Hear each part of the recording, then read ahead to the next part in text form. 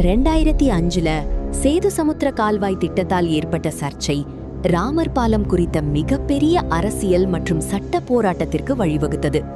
இத்திட்டம் இந்தியாவின் கிழக்கு மற்றும் மேற்கு துறைமுகங்களுக்கிடையே பயண நேரத்தையும் செலவையும் குறைக்க பாக் ஜலசந்தி மற்றும் மன்னார் வளைகுடாவை இணைக்கும் வகையில் கடலை ஆழப்படுத்தி கப்பல் கால்வாய் உருவாக்க வழிவகுக்கும். இதனால் ராமர் பாலத்தை அழிக்க முடிவெடுக்கப்பட்டது.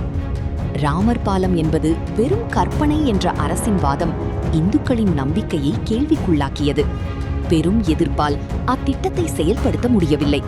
மேலும் மன்னார் வளைகுடா ஒரு பல்லுயிர் பெருக்க மண்டலம் என்பதால் கடல்வாழ் உயிரினங்கள் மற்றும் மீனவர்களின் வாழ்வாதாரம் கடுமையாக பாதிக்கப்படும் அபாயம் ஏற்பட்டது. இதனால் இந்திய உச்சநீதிமன்றம் சேது சமுத்திர திட்டத்திற்கு இடைக்கால தடை விதித்தது. ராமர் பாலத்தை தேசிய பாரம்பரிய சின்னமாக அறிவிக்க கோரும் வழக்குகள் நிலுவையில் உள்ளன. இஸ்ரோ, தொல்லியல் துறை, நாசா ஆகியோரின் ஆய்வில் ராமர் பாலம் இருப்பது உறுதி செய்யப்பட்டது. இயற்கையாக தோன்றிய அமைப்பு என சில தியரிகள் கூறினாலும் ராமர் பாலத்தின் தனித்துவமான நேர்கோட்டில் அமைந்த கட்டுமானம் ஸ்ரீராமரின் பொறியியல் திறமையால் சாதிக்கப்பட்ட அதிசயம் என்ற புராண நம்பிக்கைக்கு வலு சேர்க்கிறது.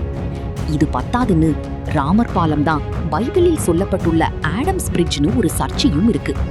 தகவல் பிடிச்சிருந்தா லைக் பண்ணுங்க, சப்ஸ்கிரைப் பண்ணுங்க, உங்க கருத்துக்களை கமெண்ட் பண்ணுங்க.